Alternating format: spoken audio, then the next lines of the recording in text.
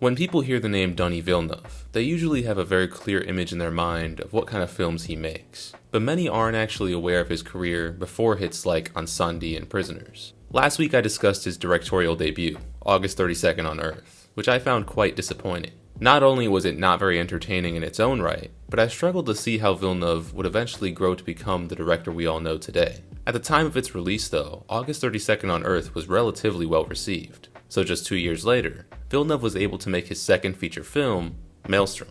Maelstrom was yet another low-budget French-language film, but in many ways, it's actually quite different from his first project. How exactly did Villeneuve change from August 32nd on Earth to Maelstrom? In what ways did he stay the same? Today we'll be finding the answers to those questions as we dive into Denis Villeneuve's sophomore feature, Maelstrom.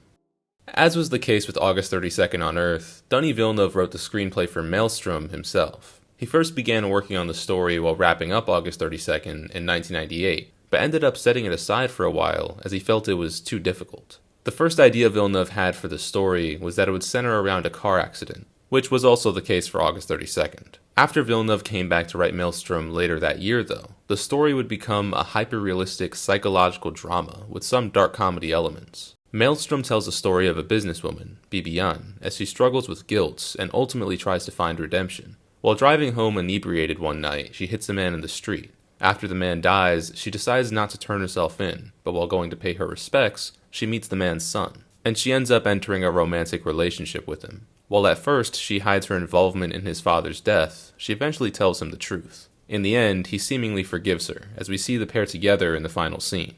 Maelstrom debuted at the Montreal World Film Festival on August 29, 2000, and received mostly positive reviews, though nowadays it's very rarely ever mentioned alongside the rest of Denis Villeneuve's films. Why is this the case? Well, if I had to describe Maelstrom in a word, it would be experimental. It is a very strange movie that on first watch was honestly a bit exhausting. Part of what makes Maelstrom so experimental is its plot structure. The narrative jumps from a narrator to our protagonist Bibiane, and then sometimes jumps over to an unknown character in order to introduce them and provide context for their appearance in a different scene. The music choices are also weird. I find that in most cases they do work, but they are quite unorthodox. For example, the song Good Morning Starshine from the Broadway musical Hair plays during the opening and again before the credits. It doesn't match the tone of the scenes it plays in, but I suspect it's being played ironically to play into Maelstrom's dark comedy elements. The strangest part of Maelstrom, though, has to be the narrator. The entire story is being told to the audience by a talking fish on a chopping block.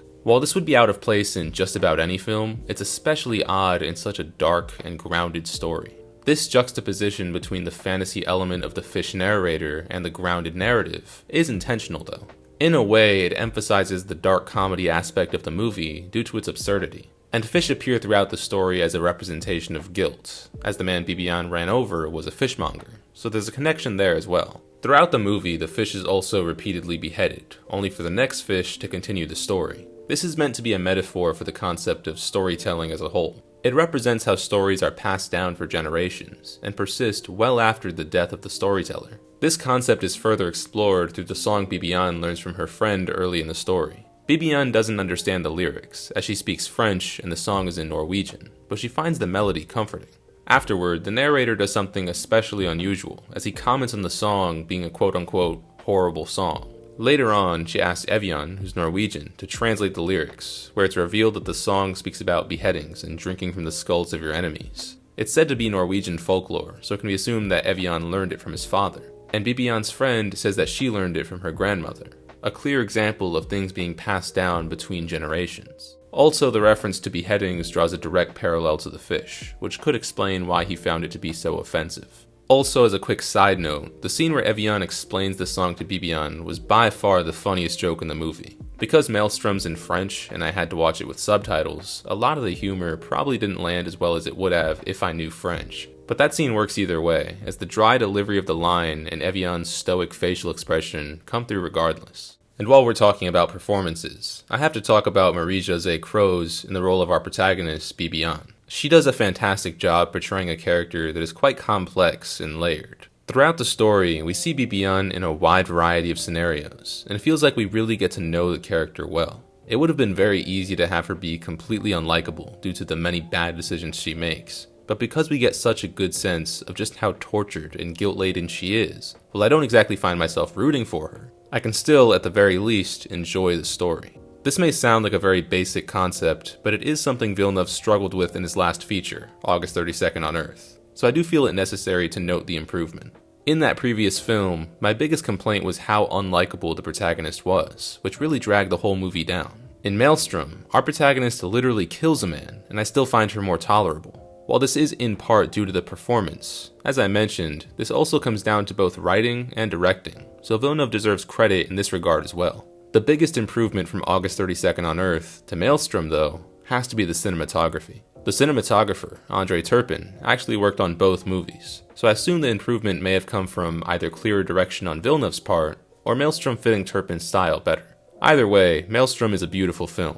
There's some really great shots here, and all throughout it does a good job of establishing the dark, hyper-realistic tone the narrative is going for. Maelstrom isn't without its issues though. One complaint I have is in regards to the narration. I don't mind the narration generally, and the story being told by a talking fish doesn't bother me either. My problem is when the film randomly decides to use text to convey information instead of the established narrator. I genuinely can't wrap my head around this decision. Maybe it was a budget issue, as the fish was accomplished using animatronics, but I would assume the most expensive part of that is getting the fish animatronic built. Once it's done, I doubt it'd be too much of a hassle to just have the narrator say these lines, rather than putting text on screen. And even if it really couldn't be done, there are plenty of moments where we don't see the fish and he instead narrates over scenes of Bibiane. So they still could have just done that instead. The information the text conveys is usually useless anyway, so I really don't understand why it's here at all. And I want to make it clear that it really isn't a big deal. It just came across as amateurish to me. My biggest complaint with Maelstrom, though, is just how disconnected it feels. I mentioned earlier how I found Maelstrom to be exhausting on first viewing, and this is what I was describing. Now, the narrative is at times told out of chronological order, but that's not actually what I'm talking about. Those moments usually amounted to nothing more than momentary detours. What I really found exhausting was trying to decipher which details were important and which aren't. For about the first 40 minutes of the narrative, we're constantly receiving information on who Bibiane is, and most of it doesn't amount to anything. There isn't anything inherently wrong with that, but with how strange the movie is, especially during the first and second act, I found myself grasping at just about anything coherent to try and make sense of what was happening. Once Evian's character is introduced, the rest of this story plays out in an entertaining and orderly fashion, but I was really struggling during the first half of the movie initially. Now I want to clarify that the first half of Maelstrom really isn't bad, just tiring, which may have been intentional. It's quite dark and overwhelming, which represents how Bibiane feels during that portion of the narrative. Notably, this feeling clears up after Bibiane drives her car into the river, which aligns with the role that scene plays in the story. As the narrator describes, Bibiane thinks to herself that if she survives, then she is somehow meant to stay alive, and she'll move past her guilt. After this event, the film is a far more pleasant viewing experience, which coincides with Bibiane's clearer state of mind. It's an interesting idea, but it doesn't really make the first half of the movie any easier to watch. That being said, I really do enjoy the last half of Maelstrom. There's some genuine flashes of brilliance in the way this film concludes. I mentioned in my August 32nd on Earth video how it was hard to believe that the same man who directed that would go on to make some of my favorite movies. But I can see how that's the case with Maelstrom. It isn't perfect by any means. In fact, it'd be difficult for me to argue that it's even very good, but I enjoyed it regardless. Villeneuve showed a lot of potential here, despite Maelstrom's flaws. Still, Villeneuve wasn't satisfied with either Maelstrom or August 32nd on Earth. He felt he failed to convey the ideas he was trying to get across. He said to himself that the next time he picked up a camera, it would be for something meaningful. So he took a break from filmmaking in order to recenter his life. In that time, he learned more about how to direct actors, how to write, and further honed his skills. After a 9-year hiatus, he returned in 2009 with the feature film Polytechnique.